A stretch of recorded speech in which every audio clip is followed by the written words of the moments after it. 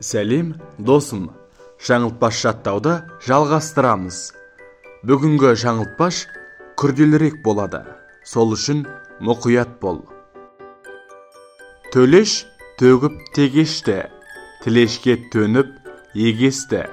Тегешті төккен тілеш еместі, төлеш несіне тежесті. Жаңылтпашты менімен бірге тағы қайталашы. Төлеш төгіп тегешті, тілешке төніп егесті. Тегешті төккен тілеш еместі, төлеш несіне тежесті. Зерек зергер зерделеп, зергерлеуші зер-зерлеп. Зерлелер затын зерлеткен, зергерлік те зерделік. Жаңылтпашты менімен бірге тағы қайталашы.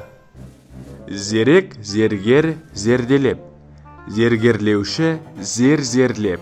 Зерлелер затын зерлеткен, зергерлік те зерделік.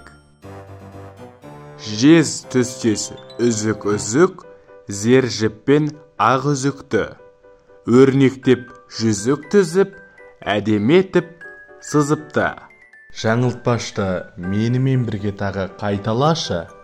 Жез түстес үзік-үзік, зер жіппен ақ үзікті. Өрнектеп жүзік түзіп, әдеметіп сызыпты. Аршабек арша деп шыршаны, шыршабек шырша деп аршаны. Шатасты күлдіріп баршаны, шырша деп арша деп шаршады. Жаңылтпашты менімен бірге тағы қайталашы. Аршабек арша деп шыршаны, шыршабек шырша деп аршаны. Шатасты күлдіріп баршаны, шырша деп арша деп шаршады. Көбейсін атыстары, болмасын атыстары.